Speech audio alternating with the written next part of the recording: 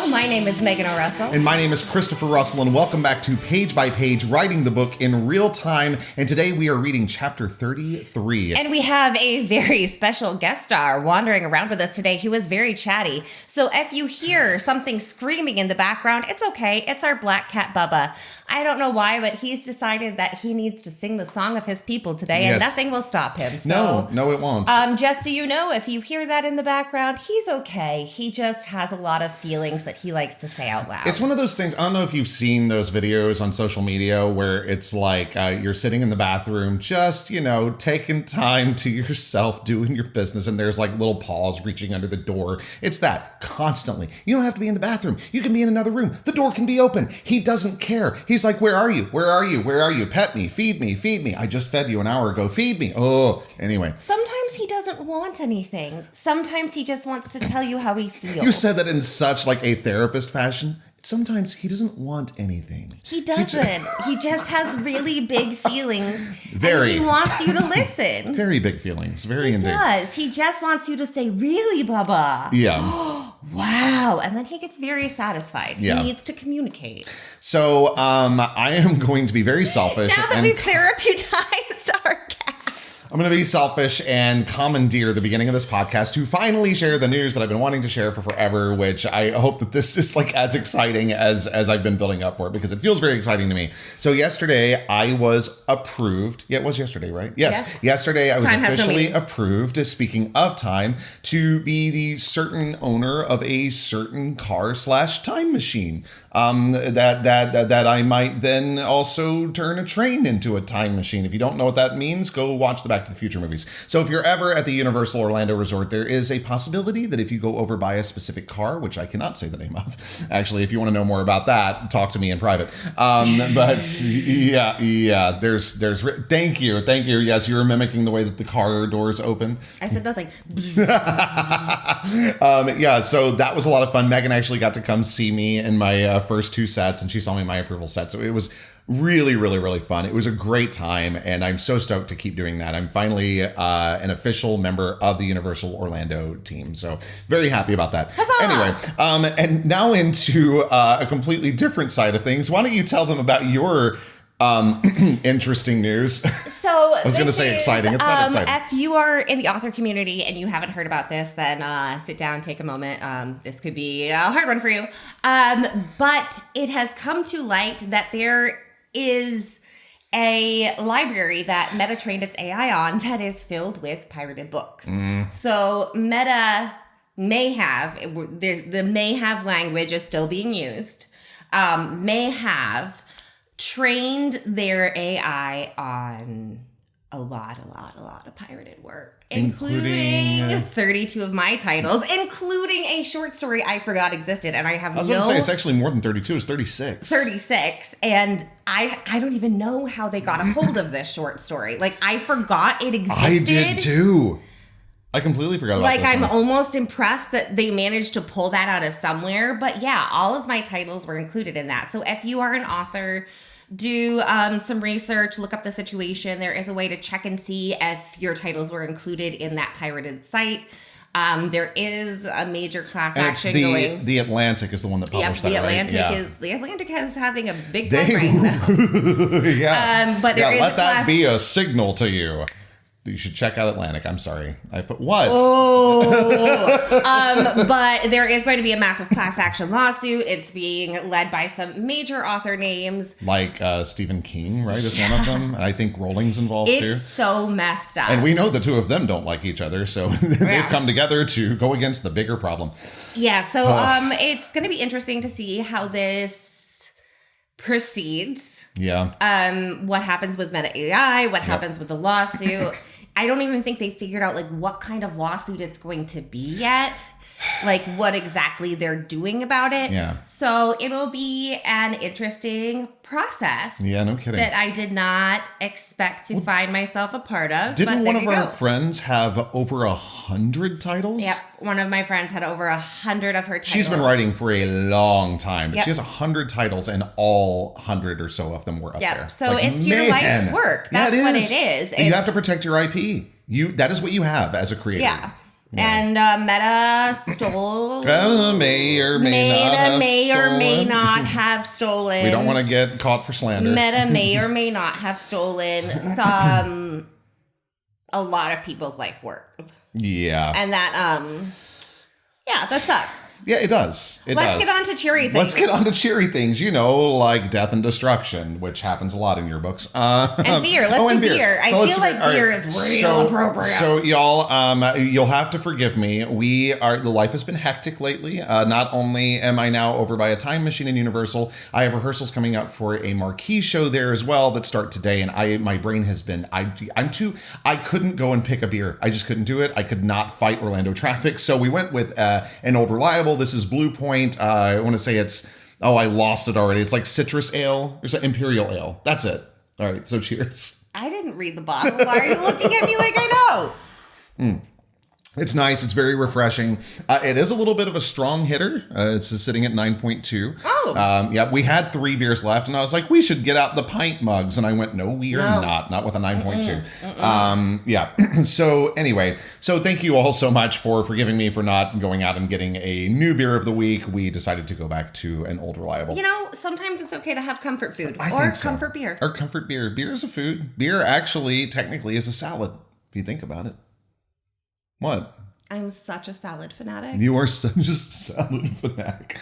All right. So why don't you, speaking of getting into cheery things, talk about what happened last week. Last week was nice. That was a nice episode. Previously on Sketchbook of a Wayward Seer. It is time. It is the day before they are going out on the hike to try and find the cliff where Clara was murdered. In her final preparations, Ella's still really fucking pissed at Violet and Caleb for the bullshit of them thinking that she can't take care of herself. Yeah. But after a very sweet voice memo from Caleb, she decides maybe she would miss Laureldale after all. Caleb shows up, and because he's worried about her being in the woods by herself, he gives her his lucky charm. Oh my goodness. It's his so cute. human superstition so that he can be sure that she will get back from the cliff hike okay. Mm-hmm. And that brings us to today. I forget, even though we just talked about this 2 weeks ago, because then last week we had the episode where we were doing the beers based on the characters. I forget that he's half Fae. He's half aitherion. Mm-hmm. Yeah, I forget that sometimes. And he was raised by his human dad mostly. Mm-hmm. Now, actually, that's a question for you. Does that, and maybe I've asked this before, so forgive me, but does being half human have any benefits or any huge cons when it comes to his Fae strength or any of his aitherion abilities? Does it water them down at all? Does it heighten them at all? He's not going to be as strong. He's not going to be Sorry, I know I kind of put you on the spot. No, it's okay. He is not going to have full Fae strength. He is not going to have full Fae traits. Mm-hmm. Okay. But in some ways, that is beneficial because he is more capable of fitting in with humans. So if you look at the way Caleb moves in school, where if you look at him and you're like, there's something not quite right about the way he moves. Right. It would be worse if he were full Fae. Okay. So it would be harder for him to fit in. Oh my gosh, with all the noise and everything. And, yeah. He wouldn't be, yeah, okay. So it's yes, he is not as strong as a full Fae, but there are benefits to it. Okay. And there's actually on Substack, there is a, one of the blog posts, I think it's, I can't remember the title is, but you can... I remember which one you're talking about. Yeah, but you can link it in the podcast notes, but it is about hybrids within the aitherion world and how different hybrids are viewed. Right. I remember that it talked about what was it? Combining on the disparity of hybrids or something? Yeah, something like that, but it was also, there was something in there about combining, it wasn't banshees with werewolves, but it was something it's different, along those combining lines. Different traits can create more aggressive species or more talented in one area. So there are known factors to this. Sure. So I would say check out the blog post if you have more questions about it, because I think it's really cool information. Totally going to remember to link that. I have faith in you. Yeah. I'm glad that you do. All right. So that all said, was there anything you wanted to add before we get onto the chapter? Into the chapter? Unto the chapter? Once more unto the breach? Dive into the chapter.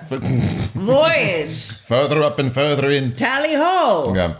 All right, so there's actually, since I just alluded to a couple of different things, there are quite a few allusions in this chapter, and it makes me so happy, some of which are alluded to stories from our real life, and I'll try to remember to point that out. Actually, no, I commented on it, so I'll talk about that. It involves coffee. It's fun. All right, so then without further ado, I present to you Sketchbook of a Wayward Seer by Megan O. Russell, Chapter 33. A cappuccino, a cinnamon bun, an Argo roll, and a paper bag of undisclosed snack and lunch items. Jason had the bounty waiting in his car for me, accentuating the upholstery's chronic coffee bakery aroma. I started right in on the cappuccino and cinnamon bun, grateful to have something to do with my hands and a reason not to talk as I sped through a quick round of self-rationalization, trying not to let guilt gag me on the gifted breakfast, reminding myself of hurt feelings ranking in the grand scale of earthly wrongs. But the cappuccino was perfect, and the cinnamon bun still hot, and Jason beamed like a puppy on the way to the park, and I couldn't stop sour from rising into my throat. In situations with high potential for intense one-on-one lying, comforting myself by pretending I'm a spy rather than a Sybil dicking over a friend had quasi-worked in the past. But with Caleb's cuff on my wrist and Jason's coffee in my hand, my mind wouldn't let me cast myself as anything other than a villain fucking over a really good guy and, even worse, keeping him smiling as he But with Caleb's cuff on my wrist and Jason's coffee in my hand, my mind wouldn't let me cast myself as anything other than a villain fucking over a really good guy and, even worse, keeping him smiling as he sawed the branch out from under his own feet. Maybe all seers really should be locked in the Sibyllary. Maybe we do more damage by placing the dead before the living and the future before the now and fucking with things in a way they ought never be fucked. Maybe we really are abominations. The click of Jason's blinker was the first sound in the car after we pulled away from the Argo. Not that we'd sat in silence for long. I'd hurtled through my existential crisis in under 2 blocks. "Thank you for breakfast," I said as we headed toward the Southern Widows Run Bridge. "You know you don't have to ply me with baked goods, right? You're the one spending his Saturday helping me." Jason shrugged. The movement had an extra cheery little bounce. "You like coffee, and there were some things in the cafe I thought you'd like to try that travel okay in a pack. Better than the cardboard wearing nutritional facts like a food disguise I'm willing to bet you have." He glanced to the day pack at my feet. I frowned down at the currently filled with less than delicious snack options bag I'd borrowed from Kate. There's no food in Kate's house that can compete with the Argo. If you think this is good, wait until Andre and I both bring food next week. We create an excellent balance of gourmet and cafe. My natural response wanted to be, can't wait, but something in my gut told me there wouldn't be a hike with a Jason Andre. My natural response wanted to be, can't wait, but something in my gut told me there wouldn't be a hike with a Jason Andre picnic combo. Not for me, at least. Focus on the task at hand, Ella. Distractions cause mistakes, Ella. I need to remember to thank Paige for hooking me up with a foodie crowd. I set my cappuccino in the cup holder and perched my cinnamon bun on the paper bag in my lap, ready to start stuffing goodies into my sack like a gingerbread house-raiding fiend destined for a witch's oven. Before we get too much farther, he twisted, reaching into the seat behind him, grabbing a sharply creased, folded paper and handing it to me. You get to choose our route. Printed on 4 sheets of paper, then methodically taped together to make one big rectangle, Jason had created, judging by the fancy geology terms I didn't know, a notated version of the geohazard map he'd procured from his dad's computer. Across the slope, areas flagged as potential rockfall or erosion sites had been marked with little crosshatches. The 31 cross-hatched candidates had either been X'd out or shaded in with colored pencil, labeling them as belonging to one of 5 zones: upper slope, south mid-slope, north mid-slope, base, and one zone reaching out onto the saddle between Gates Peak and the summit to its northwest. Each of the zones had a little dashed line marking the path from one colored-in site to the next, forming a complete route, including where we should park Jason's car to begin. Wow, was the verbal gem I managed. I spent some time looking at our options last night. You put all this together? I traced my finger along our theoretical path through the upper slope candidates. Well, Jason's tone held enough guilt to distract me from the map. I looked up in time to catch him wincing. I was really more of an assistant, And by that, I mean my desk was commandeered and I got sent on a food run, but if you want to hit all sites with maximum efficiency, these routes make the most sense. If you're up for it, there's a way to connect the paths for the northern slope and saddle section. We can aim for covering both today. Oh, I'm up for it.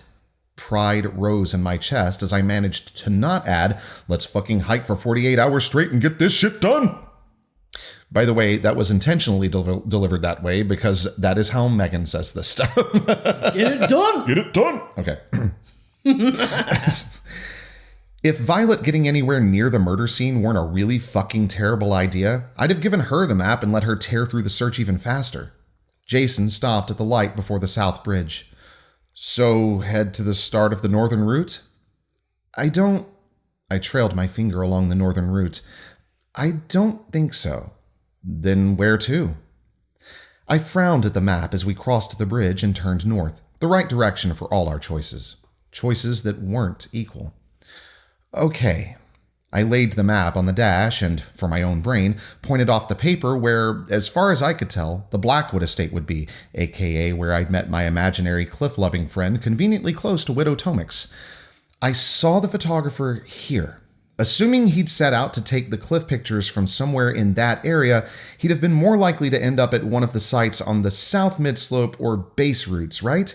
Would tree cover block the view of Airy Peak from that low an elevation? Jason tapped his thumbs on the steering wheel like a nervous tick as he flicked on his blinker and pulled over onto the wide shoulder. Should I feel a surge of intrigue? Jason's thumbs tapped faster. Did you like the photographer? Like him? Did he seem like a good guy or like he'd do something shady? The thumb taps reached an impressive speed. Like illegal shady. Since photographer translates to murderer and murder is illegal, let's assume yes. The thumb tapping stopped. Then hear me out. If his starting place was anywhere around here, he pointed to his own imaginary off-map Blackwood Estate / Willow Creek, getting to any of the flagged sites would be a long way to hike with heavy photography equipment, or to drag a still-breathing werewolf. Go on. A hint of a smile, like pride in his own cleverness, brightened Jason's eyes. Assuming I'm an asshole. Impossible. His smile spread to his lips. If a theoretical asshole with heavy equipment wanted to reach the western slope of Gates Peak from Willow Creek, the easiest way would be by ATV, which is legal until here. He moved his finger to just below the bottom corner of the map. If someone were a real asshole who didn't care about respecting the preserve or the number of mangled morons who've had to be rescued after doing the same stupid shit, he slid his finger up onto the map. There's a route ATVs can take from Crimson Ridge through here. He dragged his finger across the southern side of Gates Peak, then parallel across the western slope. And looping up here, he arced around 3 of the flagged sites, then between 2 others, and right back here. He finished with a slightly higher elevation return path that passed close to one more cliff candidate. Sounds like a common problem. I took the map back from Jason, not daring to point as I pictured Jason's loop with Widow Tomix as the starting location. They put up trail blocks along the ATV route, and it's helped, but hikers still report tire tracks taking pretty much the same loop around the slope. How dare the pesky fuckwads drive around the barricades?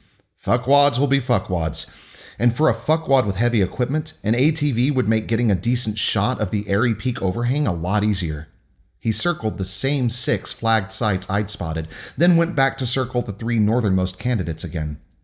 These guys seemed placed at a decent angle to match the background of the pictures you saw, and their elevation makes sense to me for the view. He was right. The angle for the view would make the most sense. But a fucking ATV? An ATV screamed human. But humans are just as capable of violence as aitherions, and drugging Clara made sense coming from a human, or a witch, or any lazy aitherion who didn't have the guts to face a wolf in a fair fight. But too cowardly to fight didn't mean too weak to carry. But it could. But using an ATV to transport a werewolf? How? By trussing her up and tying her on like cargo? Didn't make much less sense than carrying or dragging her. The smartest thing to do with a werewolf you want dead is kill them as fast as you can, then do a little extra damage to make sure they stay dead. But the monster didn't just want Clara dead. They wanted her to suffer on the way out. He kept her alive so she would die at the bottom of that fissure. He wanted her to feel the fall. But enough to strap a wolf to an ATV? Enough to carry her for miles? Think, Ella. Calm, Ella. Rational, Ella. For some fucked up reason, my brain latched on to the monster with wheels concept like I'd found the golden ticket. Is it possible to hike the ATV asshole route, and will Paige kill us for ruining her color coding? I wrinkled my nose, both to cover my weirdly solid optimism and with genuine guilt that I wanted to scrap Paige's plan. But the ATV idea felt so fucking right, fizzing bubbles in my chest right, and that's not the kind of shit a Sybil is supposed to ignore. Oh, wait for it. Jason twisted to reach into the back seat again, grabbing a small map printed on a single sheet of paper. Drawn from a different angle than the first, this map left off the northern edge and base of Gates Peak, zooming in on the area between Crimson Ridge and Falls Lake. A path drawn in blue cut down from an established trail near the lake to loop through 5 of the flagged sites along the ATV route. Coming down from the preserve trail gets us to the ATV loop in a quarter of the mileage, and we can even check this guy. Jason pointed to a site north of the ATV 5, on the way, which I think is great because it should have a decent chance of matching the view of the overhang on Airy Peak. Unfortunately, my plan lacks the maximum efficiency necessary for a thorough search of all flagged sites before Widow's Run weekend. So that's a yes to Paige killing me? Don't worry about Paige. Jason winked and pulled back out onto the road, following the human tourists up to Diamond Peak for a sunny Saturday of murder scene hunting. I hadn't been up to Falls Lake or even over to Diamond Peak at all since I'd moved to Laureldale, but Mom and Dad had taken me up to the lake once a long time ago, so there was a vague familiarity to the road cutting between the hotels and restaurants catering to those unable to afford the boutique offerings downtown and unwilling to use any of the 10-ish campground options nearby. When we left the commercial district for the narrower road that wound up the slope of Diamond Peak, tightly packed trees pressed in on either side of us, casting shadows over the steady stream of just below the speed limit traffic. Staring out the window, watching the forest pass by, I draped carefully woven layers of doubt over the dangerous spark of hope that sped my heart like the cappuccino I'd polished off had been 32 shots of espresso. If I'd fucked up the silhouettes of the slopes in the sketch, we could be searching the wrong fucking mountain. Not to mention the leap from murdered aitherion to illegal ATV route being massive. But for some reason, it made sense. The fact that it made sense made no fucking sense, and my brain needed to figure out why, but Hope didn't care. Hope sparked brighter and brighter, screaming, "Fuck you, Ella! This is the fucking day!" What? Nothing. Sorry, I just had fun doing that. And I just realized I hadn't taken a break yet. I think that was 7 pages. Whoa! Yeah, I'm gonna just take a sip. Take it. We're gonna take our 7th inning stretch. I'm proud of you. That was a good run. Thanks, I appreciate that. All right, so I'm gonna go back to that Hope sparked because I like that line. Hope sparked brighter and brighter, screaming, "Fuck you, Ella! This is the fucking day!" Do you just like screaming, "This is the fucking day"? I really do. This is the fucking day! Okay. One more time from the beginning of that line. All right, thank you. Just the joy on your face is bringing me joy, so let's go again. Hope sparked brighter and brighter, screaming, "Fuck you, Ella! This is the fucking day!" Okay. Oh, God. And I want to, for the record, for those of you who aren't seeing the video, which is all of you for the next year, I kind of jest. Oh, no. I had an idea about that. Remind me. Oh, God. I'll try to remember. But I have only made it probably 6 sips into my beer, so it's not the beer. This is just my state of being currently. Oh, no, this is how you are all the time, baby. This is the fucking day! Yeah, that's always, baby. Oh, okay. The people who love you anyway. And the people who don't usually still think you're funny. Well, that's good at least. And then the people who don't like it at all, well, we just shoo them away. Yeah. Go away, you. Go away, mean guys. All right, I'm gonna move on. Well, no. Now we lost the thread. One more time. But then you have to keep going. Hope sparked brighter and brighter, screaming, "Fuck you, Ella! This is the fucking day!" I didn't hate the feeling. So, Jason said, I'd forgotten to talk to him. Forgotten the human driving the car for 5 minutes, 10, while I rambled through aitherion murder logic in my head? Good fucking job, Ella. Say something, Ella. Apologize, Ella. If you could only watch one genre of movie for the rest of your life, which genre would you pick?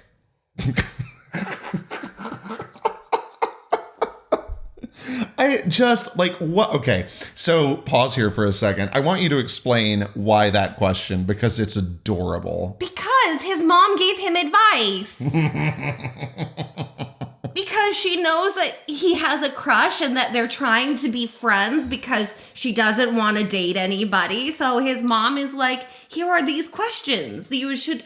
His mom was helping. I love it's just like this icebreaker, even though they've known each other for so, and it's so real. The first time that you're alone with somebody like that for that long a period of time that you like, you're like, I don't know what to His mom did really good momming. Yeah, it's adorable. Okay. He got help. If you could only watch one genre of movie for the rest of your life, which genre would you pick? Jason said before I got my shit together enough to speak. My brain slowly thunked back into human land, then processed his question. I'm gonna have to go with fantasy. Fantasy? His gaze flicked to me for the quickest glance, wise considering the winding, shoulderless road. Why fantasy?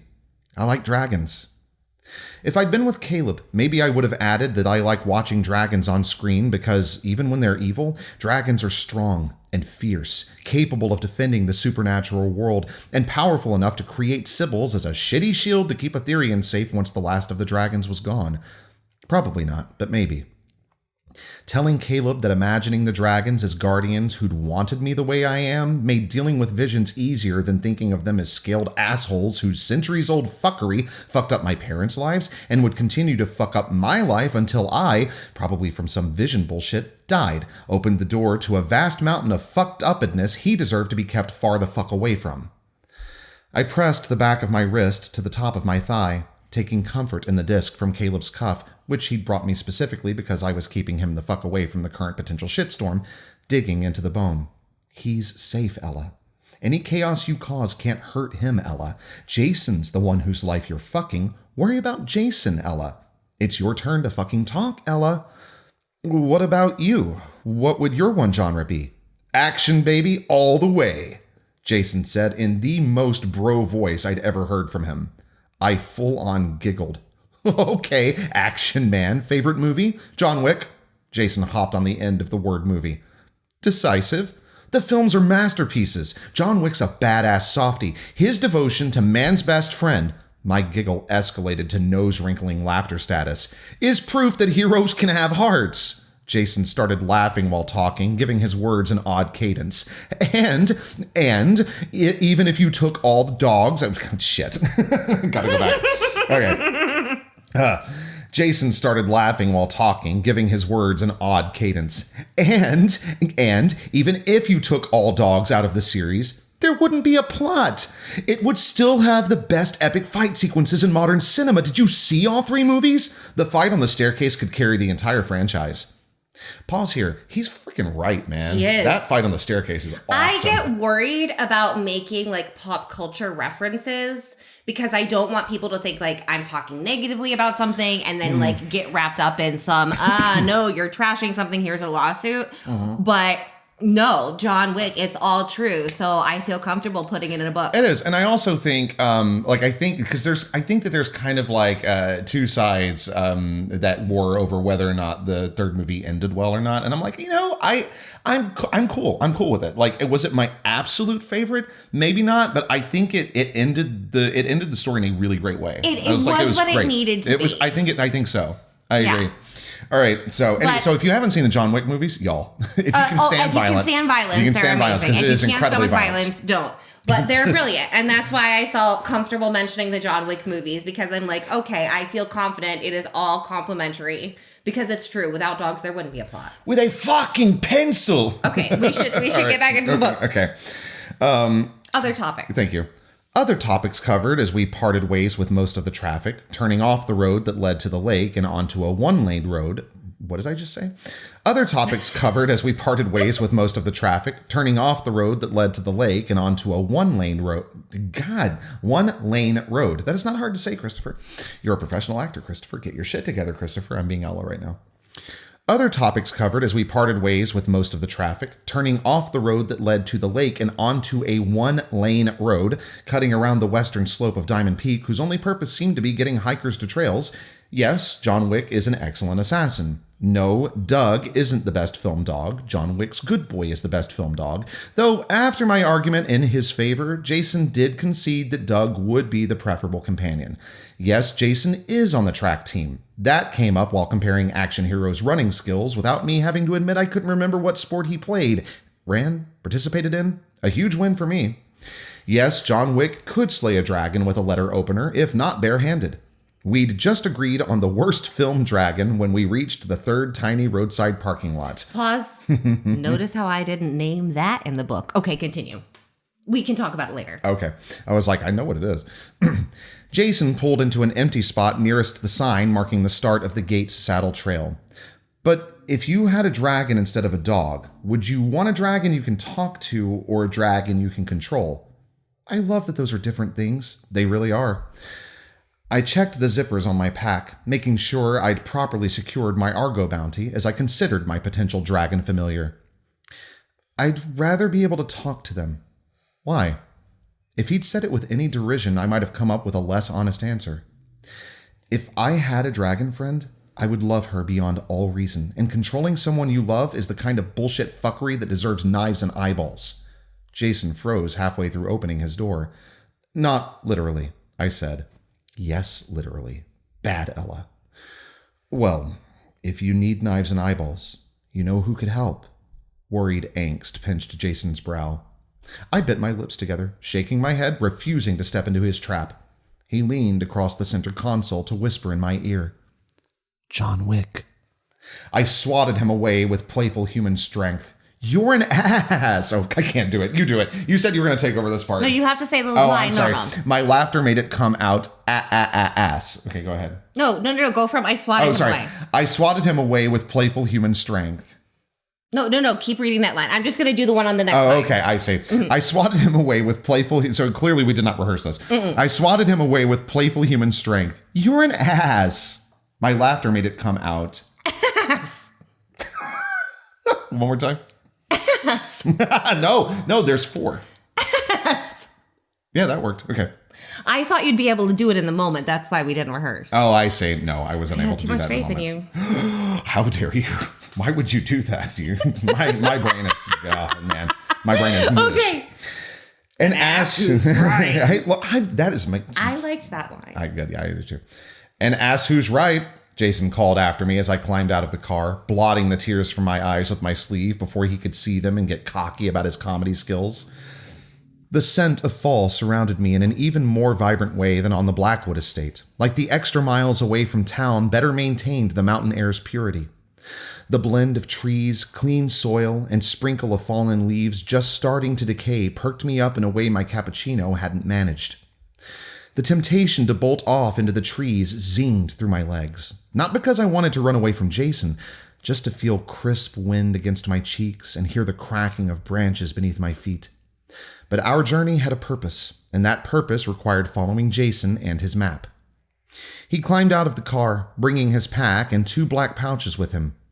Do you know how to use a satellite phone? He handed the smaller of the pouches to me.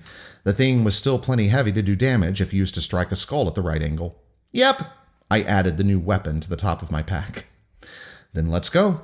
Jason bounced on the balls of his feet like his inner sweet pup was finally going to get to run in the park.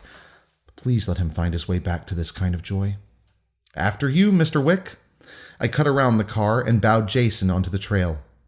I followed behind for the first 30 feet, ready to let him lead, but he kept to one side of the dirt path, his pace slow, waiting for me to join him. A phantom blush fluttered across my cheeks as I took a few quick steps to walk next to him, but my face didn't actually pink. Something about abandoning the quick escape of Jason's car flipped my nervous system into fight-or-flight launch prep mode, making Jason's endearingly bashful smile unworthy of either guilt or hormone surge. It's broad daylight on a public trail, Ella. You're fucking fine, Ella. Enjoy the walk, Ella. It's a nice, normal outing, Ella. No murder involved, Ella. So, other than John Wick's badassery, I said, why do you like action movies? Jason tucked his chin. I looked away, taking in the beauty of the forest, giving him a moment to work through whatever made loving action movies embarrassing enough for Scarlet to creep up his neck into his ears, while also searching for monsters and murderers, of course. The fall colors hadn't quite taken full hold of the trees. The breeze rustled the dying leaves, whispering in a way I should have been smart enough to interpret as ominous. I want to join the FBI. Jason spewed the words.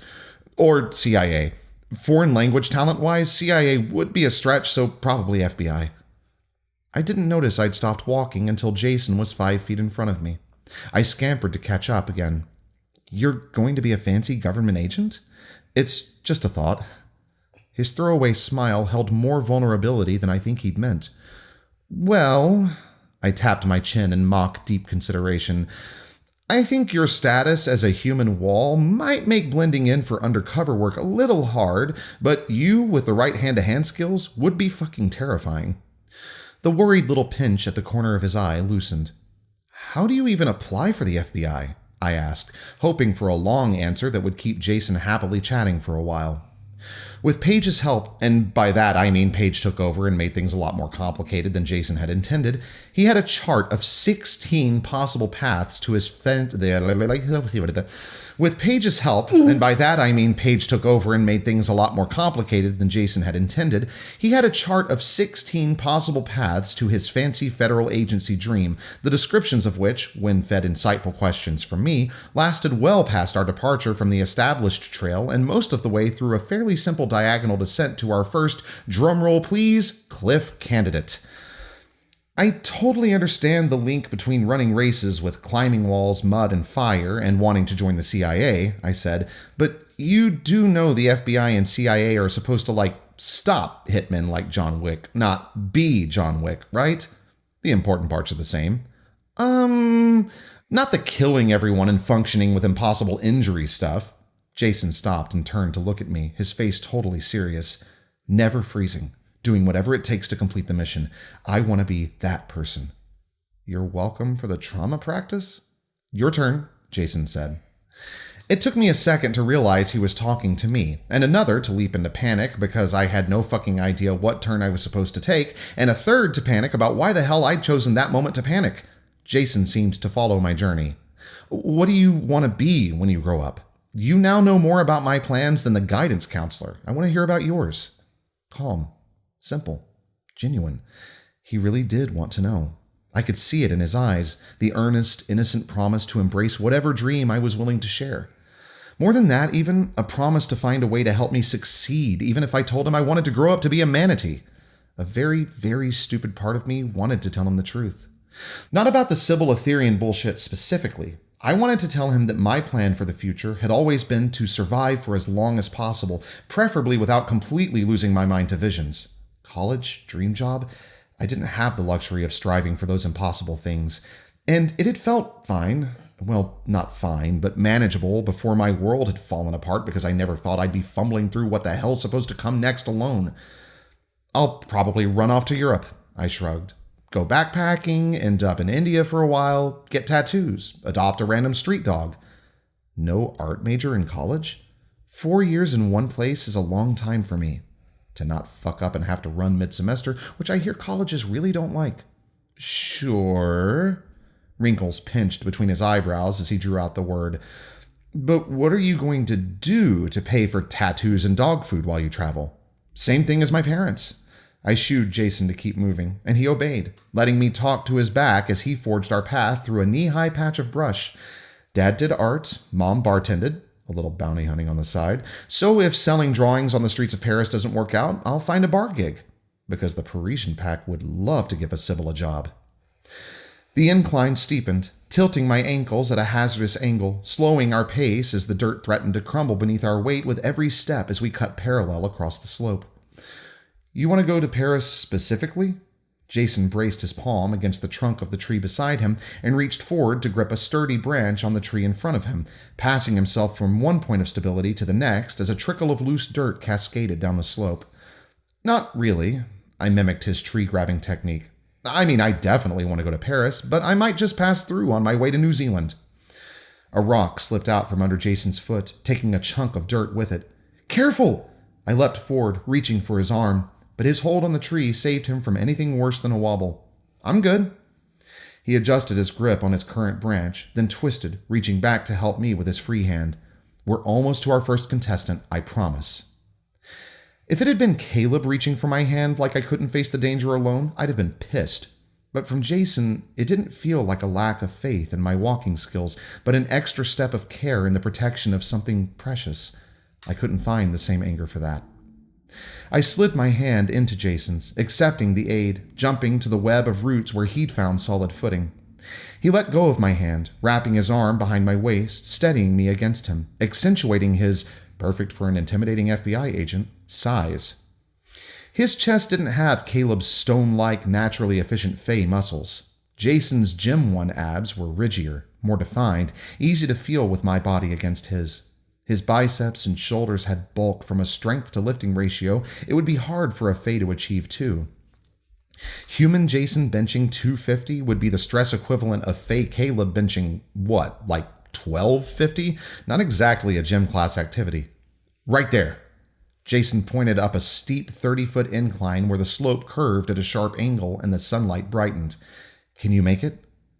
I tipped my head, pondering the incline for a full 5 seconds, and by that I mean wrinkling my nose and pretending I was actually considering if it would be hard. I'll be fine. If you slip, I'm right behind you. Thanks. Remembering to grab branches for balance, I climbed up to our first contestant at a nice, slow, I'm being a cautious human pace. I knew it wasn't the right cliff before I could actually see the edge. No fissure slicing into the rock, no big boulder. I cut through the last of the trees and out onto the nub of bare rock the geohazard map had marked as a rockfall risk. The view of the Adirondack Forest Preserve stretched out in front of me, a sea of mountains with no trace of civilization in sight. I dug my nails into my palms, bracing for the wave of disappointment and hopelessness I was sure would wash through me from the sheer overwhelming size of the forest we would have to search if my sketch had been wrong and the bump in the silhouetted slope hadn't been the overhang on Airy Peak at all. But the doom spiral never came. A sense of achievement, of nearness, expanded in my chest, blasting tingles of impatient energy into my limbs like we'd just passed the last state line on a fuck of a long road trip. Close. So close. This isn't it. Jason stepped onto the rocky protuberance beside me. Nope. Let's go, let's go, let's go. Almost there, almost there, almost there. I'm sorry, Jason said. It's fine. Want to sit and rest for a minute? Have a snack? Enjoy the view? Nope. Which way next? I bounced on my toes the same way he had at the start of the trail. Okay, then. The corners of his lips pinched like he was fighting to keep from laughing. Let's go. We were going to find the cliff today. Not just today. Soon. I could feel it. The sudden ATV theory, the perfect hiking route. I was being steered toward the cliff. Every nerve in my body saying I was right. We would find the murder scene at our third stop. I don't know why number 3. It's just how things work. When the cosmos lays out such a clear path, there's always an artistry to the arrangement. Symmetry, brutal contrast, the rule of 3, a touch of poetry in the architecture of the grand plan, at least. Always. But the cliff wasn't the third candidate on our route. The architect didn't have the patience to finish the perfect setup. We found Clara's cliff on the second try. Bwop, bwop, okay, and that is the end of chapter 33, in case you couldn't tell by my dramatic music. So what do you think? How do you feel? Do you feel like you've still only got 4 chapters left to write? It feels kind of like it. I mean, we're definitely winding down. Or not winding down, we're rolling down. Oh, she's actually thinking about it. Bum, bum, bum, bum, bum, Yeah, 4 feels right. It might be like 4 and a mini. 4 and a mini. Okay. Oh, I see. All right. So will that mini just kind of be tacked on to the end, do you think? I think we might have like episode. A super episode. Oh, yeah. That makes sense. Okay, cool. Yeah, so I really like that chapter a lot. So I'm going to start, even though I didn't get to this comment yet, I want to start with talking about the 32 shots of espresso. Megan, please explain.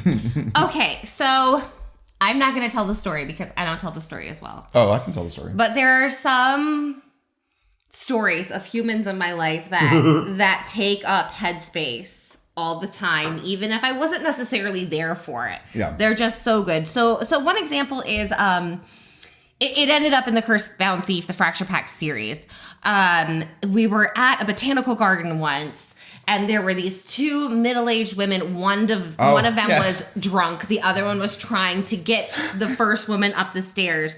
Drunk woman turns to her friend, grips her, and goes, Linda, I'm drunk. And Linda lives in my head all the time. So Linda ended up in the Fracture Pack series. And books. her friends. Linda and her friend ended up in that book.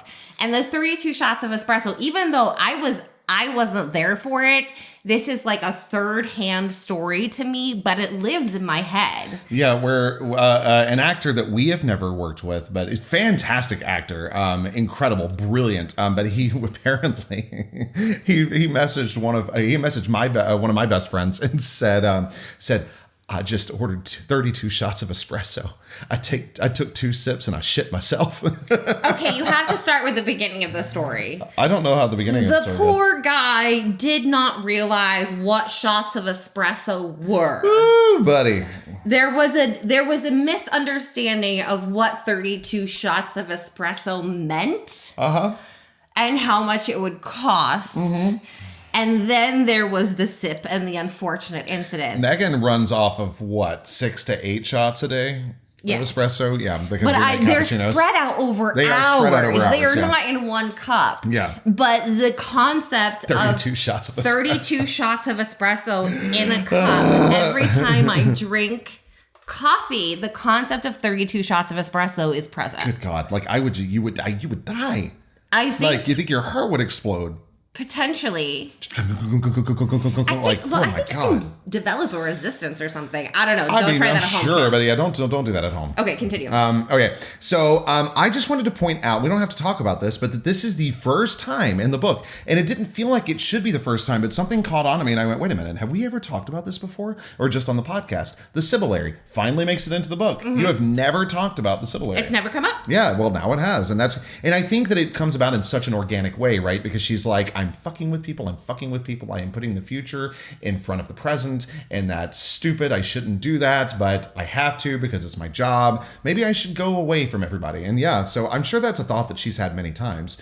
But in this moment, she's really feeling it because she's about to royally fuck her friends, and not in a fun way. Can you talk about Laureldale's orientation? So here's the thing. I'm good with maps. Like, if you put me in a forest with a map, if you give me a topo map, I am good. But as far as like north, south, east, west, when I'm in a city, no, I have no idea. Yeah, that's true. So if you look at the map of Laureldale, and no, you're not. If you look at a map of Laureldale, I get very concerned with like, wait, when I'm saying west, do I really mean west? Have I twisted it in my head?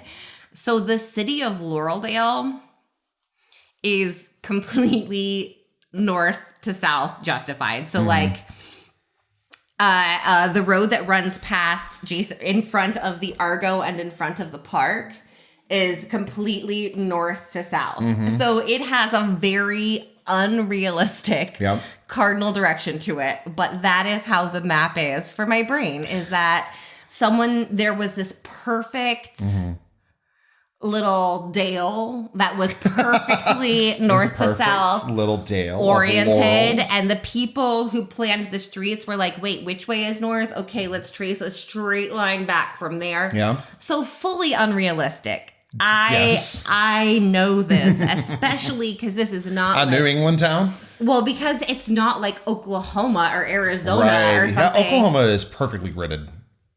Almost. Oklahoma City is, because there's not mountains in the way. No, it's so you flat. can kind of pick. But in the Adirondacks, it's like, nope, you go what direction the mountain says you go. You go in the wrong way. Yeah.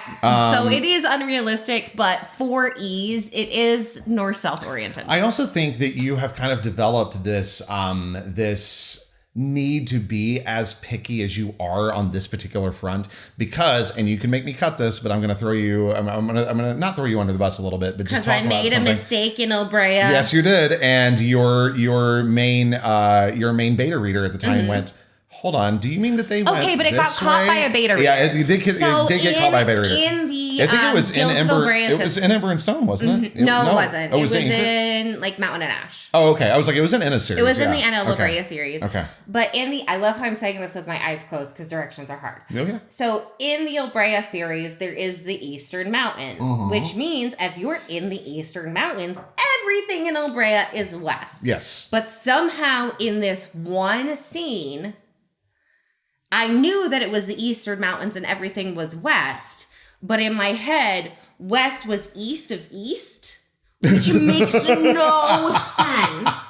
And so all the directions in that scene ended East up of east. super wrong. And we fixed it before publication, but ever since then, I'm like, Yeah, that did wait, not get published. what the fuck? Yeah. Cardinal You've been direction is where? Yes. Yes, Because- which I appreciate. Yeah. Yeah. But like I don't know, east of the Eastern Mountains was west. Yeah, but it's not. No. East of the Eastern Mountains is Spios. Yeah, so it doesn't. And, There's Wairain, there we go. Wairain, there Spios is is the capital no city. reason Yeah. for it to be that way, but that's how it goes. You love how I just pulled Spios out of my ass? I haven't I'm even thought so about that proud of city in a you. long time. Are we ever going to get to see Wairain in the books? Probably not. Yeah, I feel like it's probably not. Very much not in this series. Yeah. Not in Guilds of Ilbrea for sure. Yeah, that's true. All right. Now this is so small, but this was so interesting to me. Megan wrote out the 31 crosshatched candidates had either been, and this is how she wrote it, X-ED out. And I went, the hell? Is that really how you do that? And I looked it up, and sure enough, Merriam-Webster, that is how you write out that something was X'd out. And I went, what the hell? You know how I that do was that? cool. How? I looked it up at Merriam-Webster. But I was like, that's crazy. I would have spelled it EXED. That's how I would have spelled it. But it's or not an like a X. capital X and the lowercase ed. That That's how I would have done that it, was but- what made the most sense to Yeah, me. that's interesting. But then I looked it and up. it's probably, honestly, there are probably multiple accepted methods, but if this is the way the Merriam-Webster says it, that's good enough for me. I just thought that it was interesting. I was like, what the hell? I never would have thought about that. Okay, let's see. What do I have next? Oh, LOL. Yeah, that was about the 32 shots of espresso. Oh, yeah, we talked about the social media icebreaker. So I called it what Jason does. If you could only watch one genre of movie for the rest of your life, which genre would you pick? I was like, not the social media icebreaker.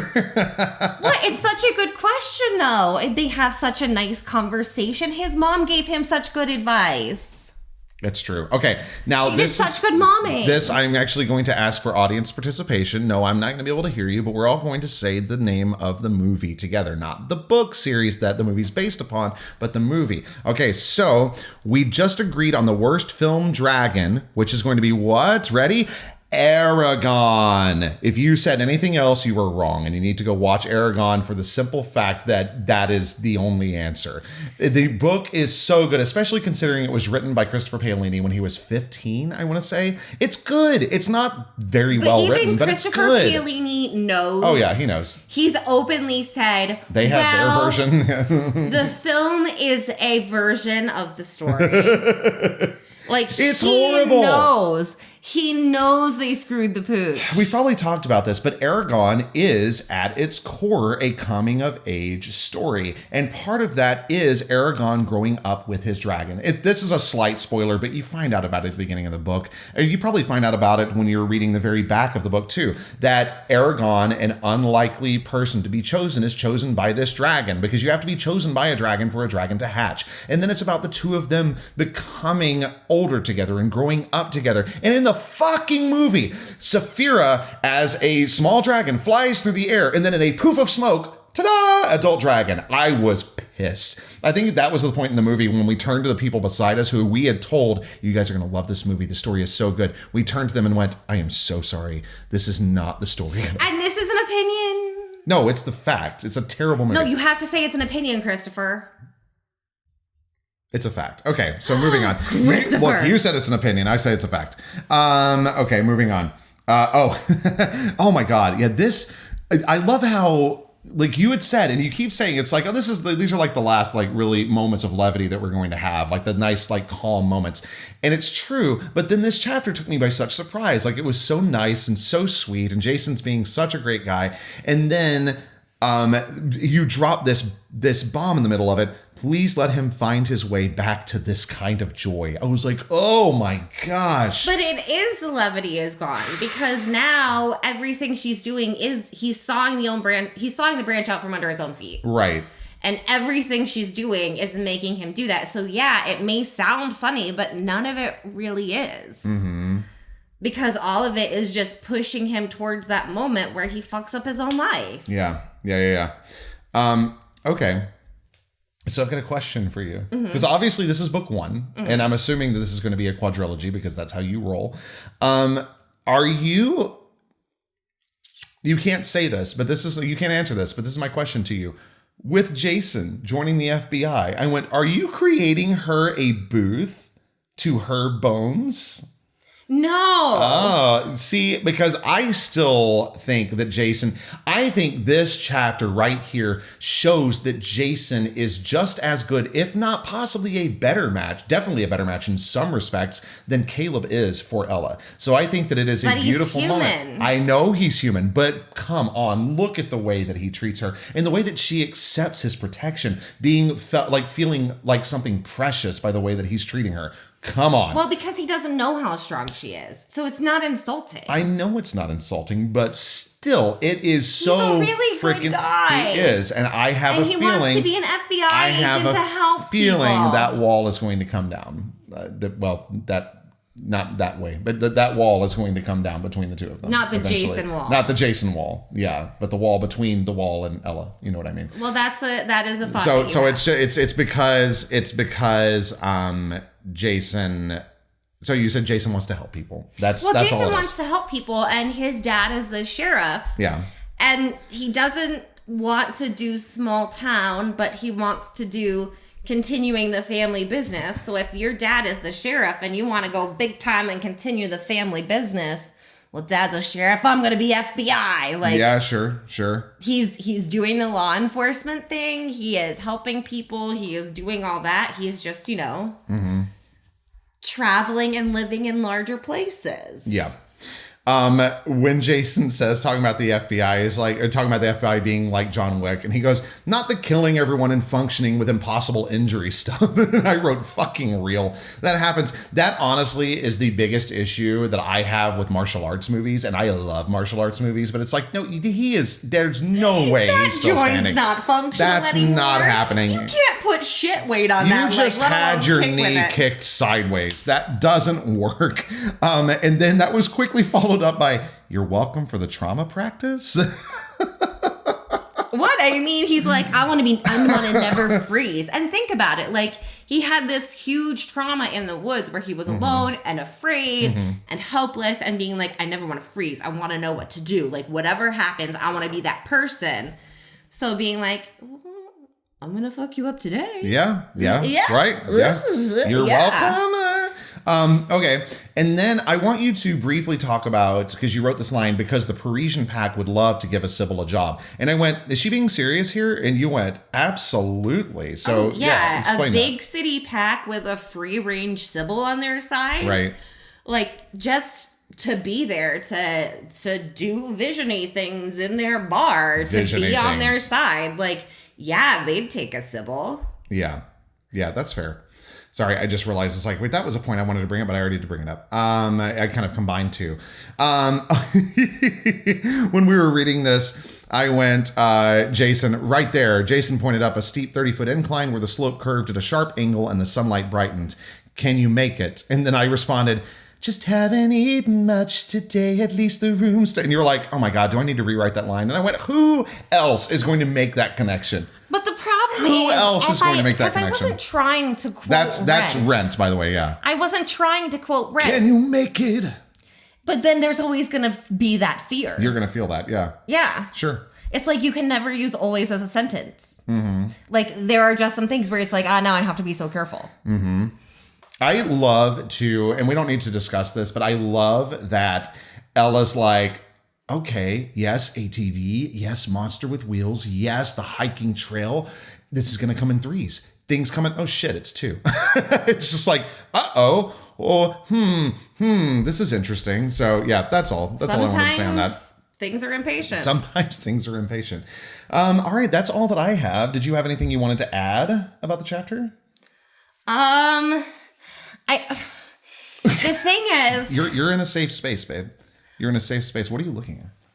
I'm staring off into the distance while I think. You will find your way. Stare into the distance. No, I think the thing is that we're getting to the point in the story where the chapter images are getting so hard to pick. Oh, right. Yeah. So you're going to be waiting a bit for the chapter image this week, y'all. Sorry. Because it's well, I don't want to be too representational, but I don't want to be too spot on, but it can't really be bright, but it's kind of a bright moment, but it can't be that dark and yeah. So I can only imagine, because I rarely help with these. Like, these are your ideas. Because I know exactly what I want next week's chapter to be. Okay. But I don't know what I want this week's chapter to be. And that is one of the things that I didn't, the voicing. Okay. So in all of this, in this grand Laureldale sketchbook of a Wayward Seer, I'm going to have blog posts and world building and images and all this. The things that I didn't consider how hard they would be are the formal voicing of the blogs and picking a fucking image every week. Because some weeks it's so easy and I'm like, I need a stuffed ram with a cape. Oh, I should actually have time to put up blog posts tomorrow. That's nice. But it's schedule.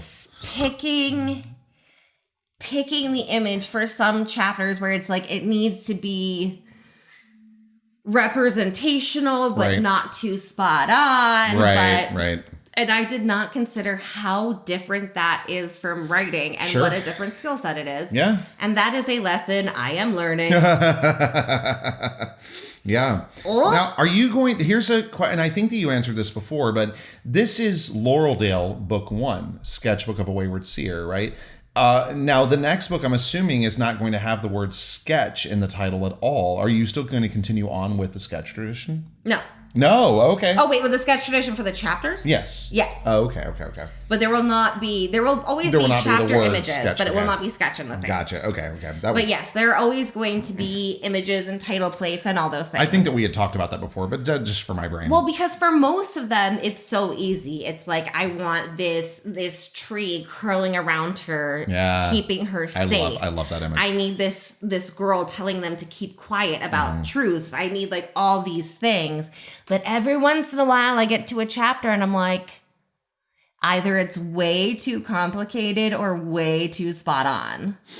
And it's because I'm not a visual artist. It's very hard for me to figure out what middle ground I want to send to our artist to request the sketch. That's fair. It's hard for me to formulate what I want because I'm not a visual art person. Right. Yes. That's your sister, who is a brilliant visual artist. I did not get that gene. No, that's fair. My only visual art skill is hiring contractors. That's very true. No, you draw really good cats, babe. No, I draw mediocre. I draw cats that you can recognize are cats. That's true. That's true. That's about as good as they are. I cannot do that. So the reason I was touching my nose, because I was like, I have to remember to say that, is that to the point that I was saying you're going to have to wait a while for the sketch for the chapter this week. If you have been following along when the chapters have dropped, and yes, I know sometimes they've been a little bit of a day late, and we appreciate your patience with that. But that the sketches always make it up there. So they will be there. So if you want to see them, go back. They're all there right now. So go back and check them out. We're not going to leave you guys hanging for very long, just like a few days. Yeah. So it'll come out to you with an image coming soon. So you can get the text. So you're not waiting on the text. And then when I get to my shit together with the image and get my request to the artist, because like I've had 4 concepts that I've gone through and all of them end up too complicated or too linked to something else. Or like I'm trying to pull the reader in a dishonest way because I don't want to imply something that isn't the truth, but I don't want to like be too Honestly, this would be a lot easier if there weren't a mystery element involved. Yeah, I'm sure. Mysteries are tough. If this was just a sweet romance, this would be so damn easy. Yeah, but when would you ever write a sweet romance? I never see you writing a sweet... Well, tethering. Yeah. Yeah, but still, okay, that was a sweet romance with torture. Yes, but it was a sweet romance with torture, so like... you could have a bleeding heart or a slashed open heart or a like Oh my it was God. all spot on. Like there's never Yeah. this like what's really going on vibe. Well, not entirely. The title of the first one is a little bit of a mystery. Do you know what I mean? Yeah. And that unfolds. I will have to say that the tethering, I was just thinking about it. I think that But the has... characters themselves are never in this like what's going on with them? What's They're not unreliable. Real, what's Yeah. here? Where are like that's not Yes. that's not the basis. Yes. Like their reality is their reality. Where with Ella, it's like we're dealing with Ella's reality, Mm-hmm. Ella's vision reality, Ella's emotional reality. Watch your bullshit. Oh my God. So there are a lot of different things happening, and I have to be careful to not set them in one point of view too closely because I don't want to be seen as deliberately pulling readers away from the truth. Okay. Yeah. Yeah. Well, I appreciate that. So as one I of your want to readers. leave it open so that, yes, you can figure out what's going on. It is there. There are no lies. Yeah. It is consistent. There are no lies in it. But I don't want to be like, here's your silver spoon. Guess who the bag is? And that's the thing is like, I'm trying not the Choo-choo. choo-choo. Here's the watcher coming in. Here comes the twain. Oh my goodness. Like that's where I'm at. And I can't. Ugh. Yeah, sure. I did not consider that part. I miss stabbing stuffed rams and backs. That was a lot easier.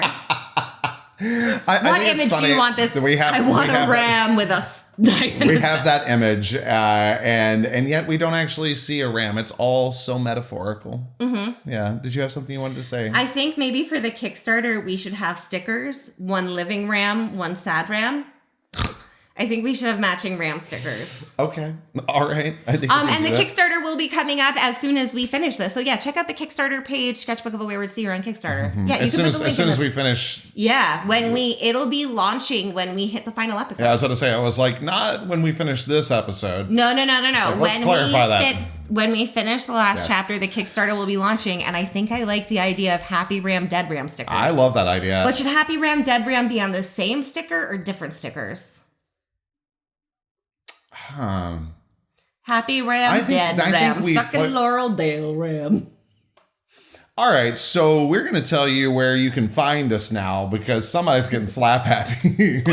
So please do like, follow, subscribe, comment, whatever it is that you can do on your favorite platforms so that they know that you like the podcast, so you will keep seeing us and so that they can spread the word so more people can join in the Sketchbook of a Wayward Seer page by page fun.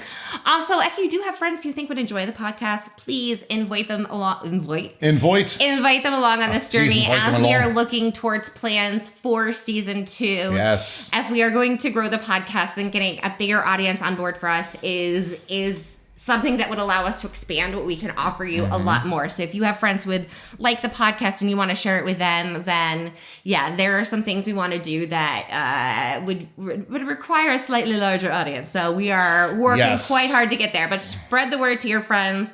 Let your favorite platforms know that you like us. And yeah. I'm sorry that after telling you we would have a special guest star of Bubba, he went silent. He really did. I forgot. I guess mocking him worked. All right, babe, you can sign off. All right. So, as always, thank you for reading.